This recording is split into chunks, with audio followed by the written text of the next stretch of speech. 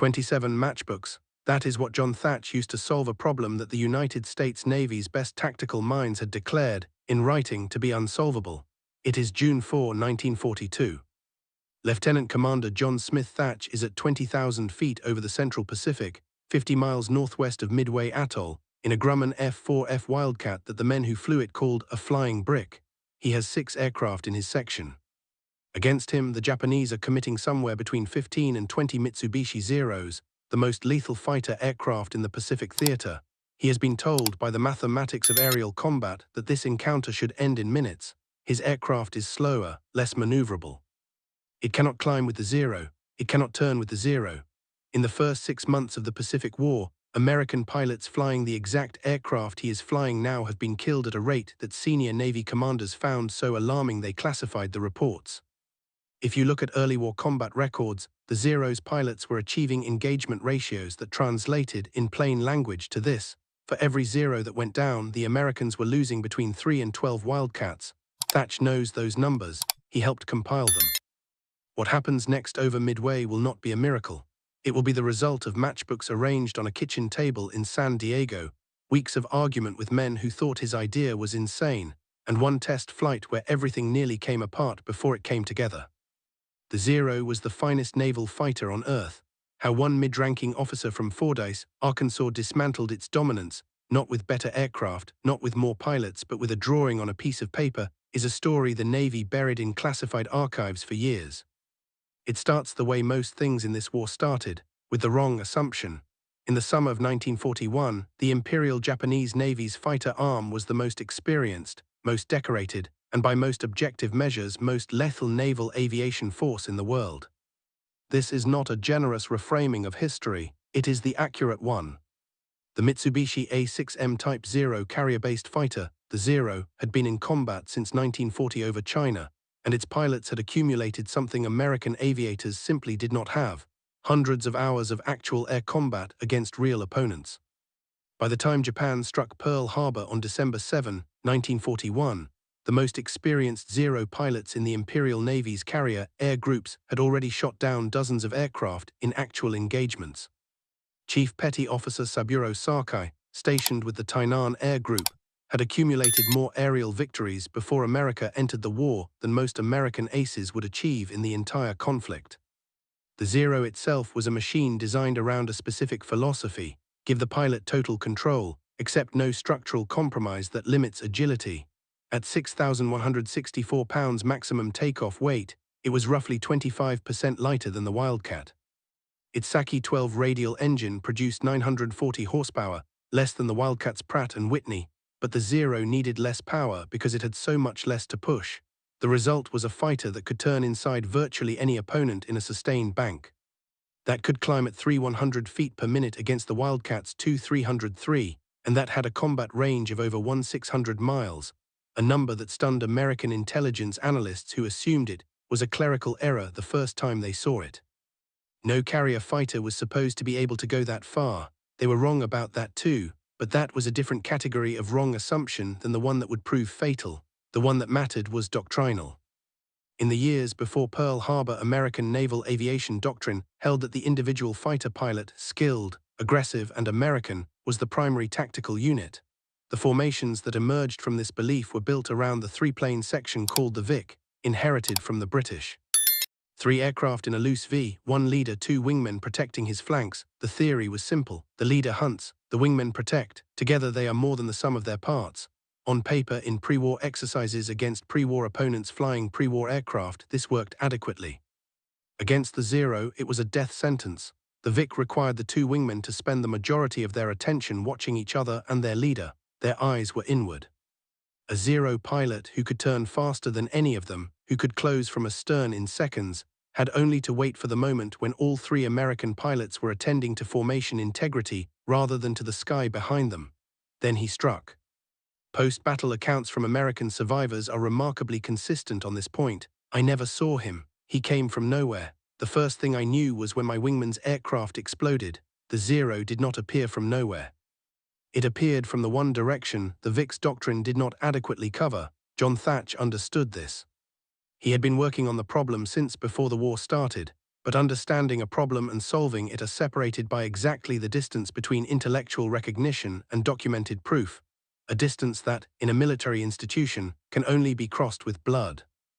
Thach was 36 years old in December 1941. He had grown up in Fordyce, Arkansas, the son of a merchant, and had entered the Naval Academy at Annapolis in 1923, graduating in 1927. He was not, by the account of people who served with him, a brilliant man in the way that word usually implies, some explosive, obvious genius who solved things no one else could see. He was something more useful, a systematic thinker in an institution that rewarded instinct. He noticed patterns, he documented them, and when he saw a pattern that didn't fit what everyone around him believed, he didn't dismiss it, he pulled the thread. By early 1941, intelligence reports from the China Theater had begun reaching the Navy's aviation commands with consistent, disquieting data about Japanese fighter performance. Thach, then commanding officer of Fighting Squadron 3 VF-3, based at NAS North Island in San Diego, read everything he could obtain.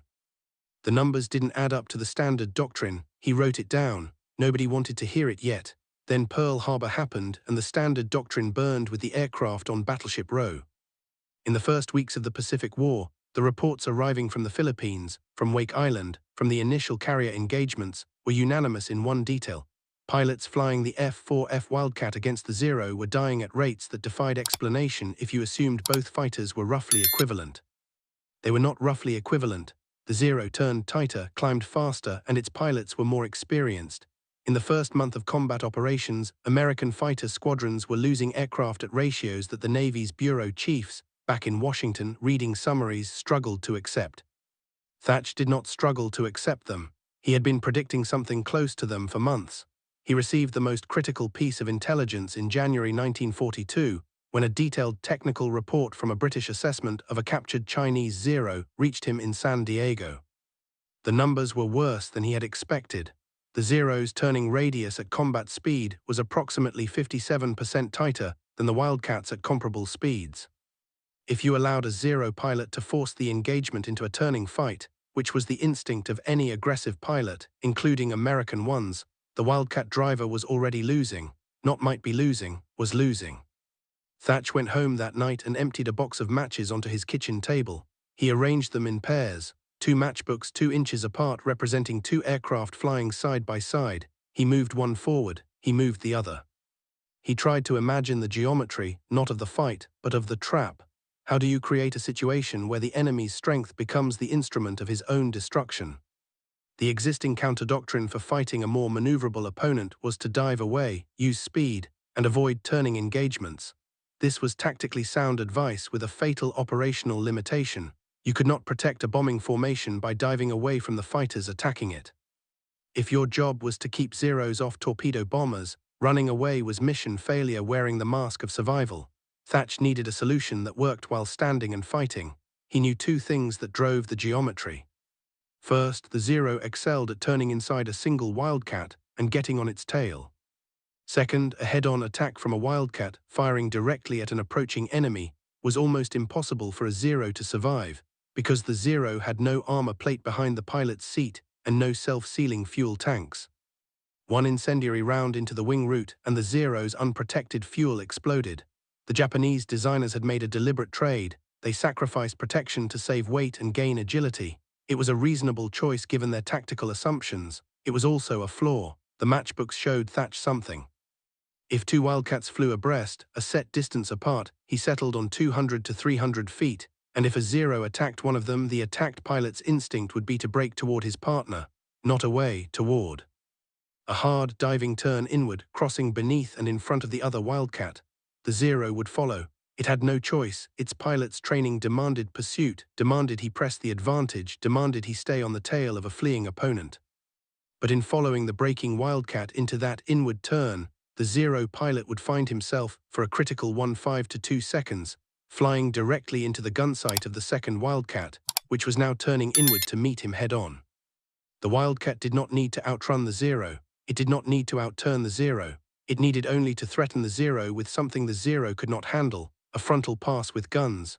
And this was the piece that made the geometry work. The piece that the matchbooks showed him, the 2 Wildcats could weave back and forth, constantly crossing each other's paths, so that whichever one a Zero chose to pursue the other was always turning inward to offer that head-on threat, like a scissors, open and closing. Or like a weave if you were going to give it a name that would stick. He called it the beam defense position. The men who flew it called it the Thach weave. He wrote it up in January 1942 and sent it up the chain. The response was not enthusiasm. It was skepticism, measured in the specific language of institutional caution. Interesting concept, requires further study. One senior officer told him flatly that American fighter pilots didn't need gimmicks, that individual skill and aggression would prove sufficient once the men learned the theater. This was the wrong assumption in its purest, most institutional form. The belief that what had worked against European opponents and in pre-war exercises would translate unchanged to a completely different enemy with a completely different aircraft and a decade of actual combat experience. The man who broke through the skepticism was Ensign Edward Henry O'Hare. O'Hare was from St. Louis, Missouri, 27 years old, and already one of the most gifted natural pilots in VF-3. In February 1942, flying from the carrier USS Lexington, he had earned the Medal of Honor by single-handedly breaking up a Japanese bomber formation, 9 Mitsubishi G4M Betty bombers, after his wingman's guns jammed, shooting down 5 confirmed and probably damaging more in a single pass. The Navy was still making a propaganda hero of him when Thach pulled him aside and asked him to try to shoot down the weave. The exercise flew in early April 1942 over the Pacific off San Diego. Thach and a partner flew the weave. O'Hare and 3 other pilots flew Zeros, in Wildcat set to simulate Zero performance profiles as closely as doctrine allowed. Lieutenant Commander John S. Thach, VF-3, age 36, Fordyce, Arkansas, wrote in his after-action notes on April 11, 1942. O'Hare's section attempted every standard attack profile we know, high side, rear quarter, overhead. In each case, when the beam defense was properly executed, the attacking pilot found himself approaching head-on and was compelled to break off. Butch admitted afterward that he could see no way through it. His exact words were something to the effect that he would not want to fly against this thing in a real Zero. Reconstructed from VF-3 exercise records, April 1942, period-accurate phrasing, not quite a ringing endorsement, but it was enough. The risk was still considerable. The weave demanded something that went against every fighter pilot's instinct. When you were being shot at, you turned toward your partner rather than away from the threat. It demanded trust between paired pilots at a level that the existing doctrine, built around individual initiative, actively discouraged. A pilot whose trust broke, who turned away instead of toward, destroyed the geometry and left both of them exposed. The weave required coordination. It required restraint. It required men to suppress the oldest survival reflex in combat, the instinct to run, and replace it with a calculated geometric response. It was a bet on discipline defeating instinct, and there was exactly one way to know if that bet was good. The Battle of Midway opened on June 4, 1942, at 4:30 Honolulu time, when Japanese carrier-launched aircraft began appearing on Midway's radar screens. Admiral Chester Nimitz had positioned 3 American carriers, Yorktown, Enterprise, and Hornet, northeast of Midway, in what became one of the war's decisive ambushes. But that strategic picture was invisible to the men inside the aircraft. Inside the aircraft, the picture was very small, very loud, and completely immediate. Thach launched from the Yorktown with 6 Wildcats from VF-3 at approximately 7:55, assigned to escort the torpedo bombers of Torpedo Squadron 3 on their run against the Japanese carrier fleet. VT-3 was flying the TBD Devastator, a torpedo bomber so slow and so vulnerable that its crews were, without being formally told so, being sent on missions from which the actuarial tables suggested they would not return. Thach knew this. He had sat in the same briefing room. What he did not yet know, what no one in his section knew, was that the other 2 American torpedo squadrons, VT-6 and VT-8, had already attacked and been nearly annihilated. Of the 15 Devastators from VT-8 launched from the Hornet, not one had survived. Every crew was dead or in the water.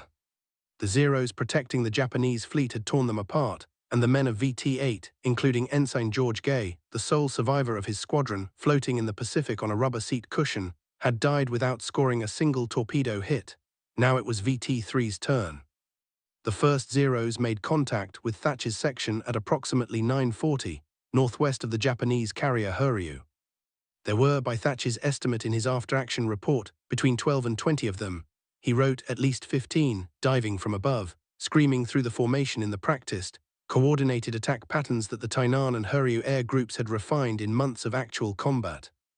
Ensign Robert Ram Dibb, flying as Thatch's wing partner, was 22 years old from Rochester, New York, and had never fired his guns at a living enemy before this morning.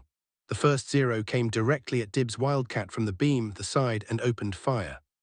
Dibb's cockpit filled with smoke. A 20mm cannon shell had struck the radio. He was alone with the noise and the smoke and the very specific understanding that something was trying to kill him. He turned inward, toward Thatch. Lieutenant Commander Thatch, from 200 feet to Dibb's left, was already turning inward to meet him. The geometry of the weave snapped open like a trap. The Zero that had been chasing Dibb was now, in the time it took to exhale, flying head-on into Thatch's. 50 caliber guns from a range of less than 200 yards. Thatch fired. The Zero broke off. Whether it went down or merely broke the attack, Thatch could not confirm in the chaos, but it broke. In the next 11 minutes, the surviving VF-3 pilot's accounts range from 8 to 15 minutes, the kind of temporal compression that combat imposes on memory. The weave worked. Again and again, attacking Zeros found themselves threading into a head-on shot that their own design made lethal. The unarmored Zero, hit from the front, did not absorb the damage and fly on. It burned, or it came apart, or its pilot, understanding in his blood what the math said about frontal attacks, broke off before completing his run. 3 Zeros went down confirmed in that engagement. 3 more were assessed as probably destroyed or severely damaged. Against them, Thatch lost 3 Wildcats from his 6-plane section, a ratio of roughly 1 American to 1 Japanese, which, measured against the numbers from the preceding months, represented something close to a revolution. 3 American pilots were dead. The cost was real. The war always had a cost that the doctrine writers did not fully account for, but consider what that 1:1 ratio meant against a force that had been operating at 3:1 or worse in America's direction. Thatch's section had, with 6 aircraft and a drawing on a piece of paper, forced parity against the finest naval fighter in the Pacific. If this kind of thinking interests you, the stories of the men who didn't just fight the war but figured it out, subscribe now. Because what happened next is where this story gets genuinely strange. On the other side of the same engagement, Chief Petty Officer Hiroshi Nishizawa, the pilot widely regarded by both Japanese and American historians as the most gifted Zero pilot of the entire war, with over 80 confirmed aerial victories in his career, was flying in the CAP above the Japanese carrier force during the engagement. He was not present in the specific fight against VF-3, but in the hours before and after, his unit's pilots were engaging American aircraft across the same theater. What Nishizawa and his colleagues reported to their commanders that evening was, by the standards of the Japanese Navy's institutional culture, quietly alarming. The Wildcats were not behaving as Wildcats were supposed to behave. They were not making the standard errors, the braking turns, the panicked climbs, the individual escapes that left the Zero pilot a clean firing solution. Some of them, the pilots reported, appeared to be coordinating their brakes in a way that produced head-on geometry before the Zero pilot could adjust. Petty Officer First Class Yasushi Shimbo, Hurriu Air Group, 24, Kagoshima Prefecture, reported to his flight leader on the evening of June 4, 1942. These aircraft are not flying alone. When you chase one, the other turns at you from the side. I broke off twice on this basis. The tactic is deliberate. They have been trained to do this. Reconstructed from Hurriu Air Group debriefing reports, June 4, 1942, period accurate phrasing. Shimbo's commanders noted the report and filed it. They did not yet understand what it described. The Japanese Navy's institutional assumption that the Zero's turning advantage made any paired defense tactic redundant, since any 2 Wildcats could simply be separated before they could help each other, had not yet been formally challenged. The data existed. The institutional framework to receive it correctly did not. Meanwhile, on the American side, the Thatch Weave's performance at Midway moved up the chain faster than most tactical innovations in this war moved anywhere. Nimitz's staff received VF-3's after-action reports within days. The kill ratios were annotated and compared against previous operations. The conclusion was not difficult to reach. By July 1942, the Weave was being formally taught to fighter pilots at NAS Corpus Christi and NAS Pensacola, the 2 primary naval aviation training bases. By August, it was appearing in tactical publications distributed across the Pacific Fleet. Lieutenant Commander Thatch, still in the Pacific, still flying, received a commendation that noted, with the particular restraint of naval bureaucratic language, that his tactics had proven effective under operational conditions. The story of how the weave spread is, in some ways, more important than the story of its first use, because at Midway, Thatch had proven the concept. What followed was the harder problem: could discipline be taught at scale? In peacetime, a fighter pilot's training took years. In mid-1942, the Navy was processing men from civilian life to operational readiness in months. These were not Annapolis graduates with 5 years of formation flying. They were former insurance salesmen, school teachers, and farmhands who had learned to fly because the war needed them and they had volunteered. Teaching them the Thatch weave meant teaching them to override the instinct to run, which meant, first, teaching them to trust a man they had met 8 weeks ago with their life. At NAS Corpus Christi in the fall of 1942, the weave was drilled into formations of student pilots until the break inward was reflexive. Not instinctive. Instinct is not trained, it is born. Reflexive, a conditioned response that replaced the original instinct through repetition. Instructors reported that green pilots needed, on average, 30 to 40 practice runs before the inward brake became automatic under simulated attack conditions. 40 runs, then 40 more. The numbers that came out of the Pacific in 1943 began to shift. Not all at once, the zero was still dangerous, and experienced pilots in experienced units still extracted their price in American lives. But the catastrophic loss ratios of 1941 and early 1942 had already begun to narrow. The Thatch weave was not the only factor. The Hellcat, the new F-6F that began replacing the Wildcat in 1943, was a genuinely superior aircraft, but the weave was something the Hellcat was not. The Hellcat was an engineering solution. The weave was a thinking solution. And thinking solutions transfer to the next problem in a way that engineering solutions do not. By early 1943, American fighter squadrons operating in the Solomon Islands, covering the grinding campaign for Guadalcanal and the subsequent island chain operations, were flying the weave as their standard section defense. Fighting Squadron 10, the Grim Reapers, flying from Henderson Field and from the carrier Enterprise, reported engagement ratios against the zero that would have seemed impossible 12 months earlier. Lieutenant Commander James Flatley, commanding VF-10, wrote in his February 1943 combat assessment, "The beam defense maneuver, properly executed, denies the zero pilot the one thing his aircraft gives him, the ability to stay on a tail. When he can no longer stay on a tail, he has no doctrine left. He is improvising against men who are executing a plan. That is not a contest he wins." Lieutenant Commander James H. Flatley, Jr., VF-10 34 Louisville, Kentucky. VF-10 Tactical Assessment, February 1943, read those numbers again. 12 months. The war that had killed American pilots at a ratio that defied military publication had been halved, then halved again. Not because better aircraft appeared, they would but not yet, but because a man in Fordyce, Arkansas had grown up to be the kind of person who spent his evenings arranging matchbooks on a kitchen table. The full accounting of what the Thatch weave accomplished is not a simple number, because it changed conditions rather than ending battles. You cannot point to a single engagement and say, this is where the zero stopped winning. The arc is longer and more diffuse than that. What can be documented is this. In the first 6 months of the Pacific War, from December 1941 through May 1942, American fighter pilots flying the F-4F Wildcat against the A-6M0 achieved an overall kill ratio of approximately 1:5 in their favor on their best days and substantially worse on their worst.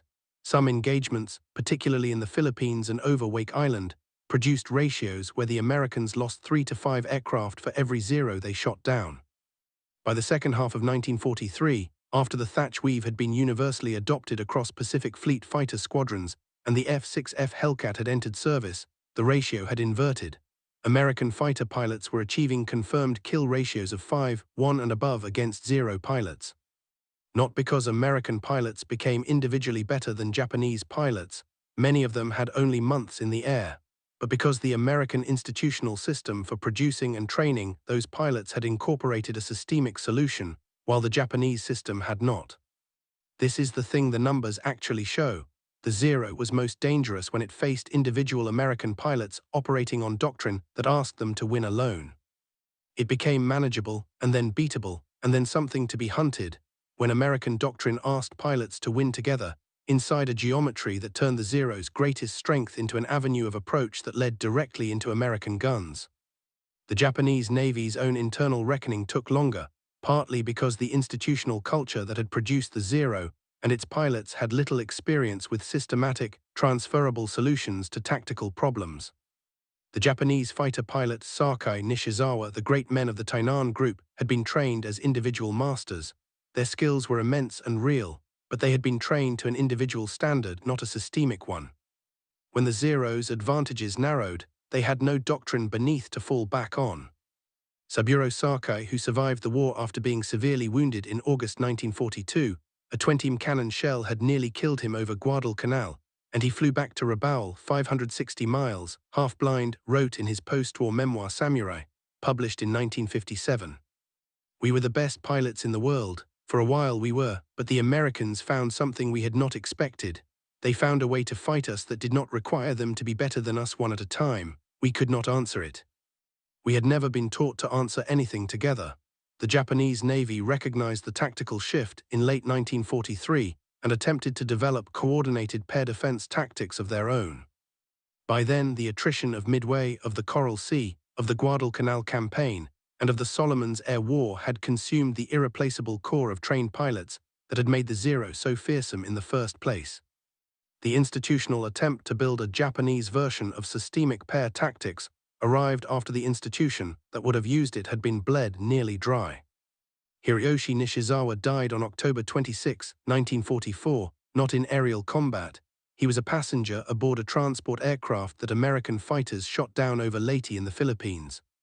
He died as the most decorated naval pilot in Japanese history, with over 80 victories confirmed, without ever having encountered a solution to what he had reported after Midway.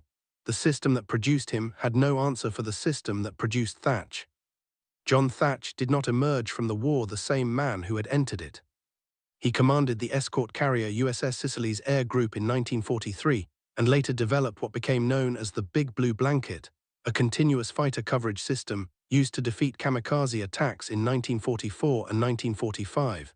He rose to the rank of admiral before retiring in 1967. He was not, at his retirement, celebrated primarily as a pilot. He was celebrated as a thinker. The Navy's citation made a careful distinction, noting that his contributions to aerial warfare had come not from what he had done in the air, but from what he had seen on the ground and communicated to others before they got there.